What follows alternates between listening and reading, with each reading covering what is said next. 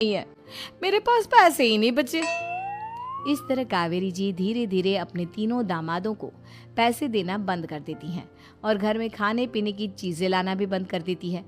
अब वो तीनों बुरी तरह से परेशान होने लगे थे और इसलिए एक दिन तीनों प्लान करके घर से बाहर निकलते हैं और बाजार में जाने के बाद यार अच्छा खाना खाए हुए कितने दिन हो गए, पता नहीं कब अच्छा खाना मिलेगा।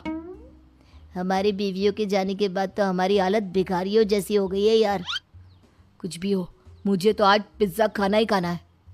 जेब में 1 रुपया नहीं और पिज्जा खाएगा, कहाँ से आएंगे पैसे? अरे देख वहाँ सामने बोर्ड पर क्या लिखा हुआ है, कंप्यूटर पर काम करने के लिए एक आदमी की आवश्यकता है। भाई मैं तो जा रहा हूँ, काम करूँगा और शाम तक पैसे लाकर आराम से पिज्ज़ा खाऊंगा। जा जा, तुझे कोई काम नहीं देने वाला, हम तो घर जा रहे हैं। चल भाई सुमित।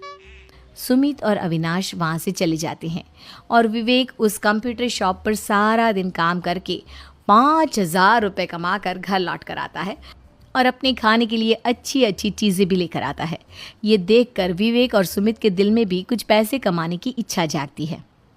अरे सुबह सुबह कहाँ चल दिए तुम? मम्मी जी एक बहुत अच्छी जगह मिली है, कंप्यूटर पर काम करने के 5,000 मिले थे कल मुझे।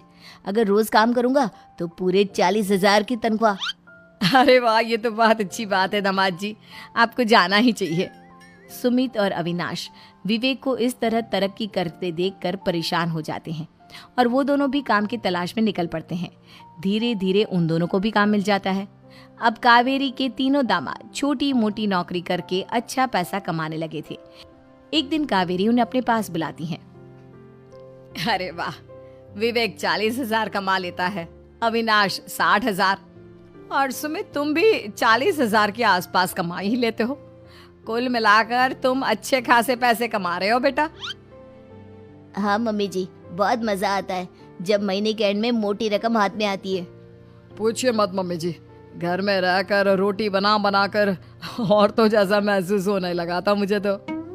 हाँ बेटा, तुम तीनों की बात तो बिल्कुल ठीक है और जानते हो अब तुम तीनों की पत्नियां भी वापस लौट कर आने वाली है।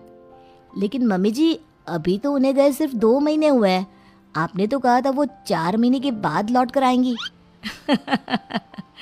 ऐसा कुछ नहीं है बेटा, मैं सिर्फ तुम तीनों को सबक सिखाना चाहती थी कि आदमी घर में बैठकर बीवी की कमाई खाता हुआ अच्छा नहीं लगता। इस दुनिया में हर इंसान को मेहनत करनी चाहिए, काम करना चाहिए, चाहे वो औरत हो या आदमी, ताकि अपने परिवार को संभाल सके। कावेरी की बात सुनकर उन तीनों को अपनी गलती का एहसास होता है और कावेरी उन्हें सच बता देती है कि ईशा, सुहाना और मोहिनी शहर में ही कहीं दूसरी जगह रह रहे थे। शाम के वक्त उन तीनों की पत्नियां लौट कर आ जाती है और कावेरी जी का परिवार एक खुशहाल परिवार की तरह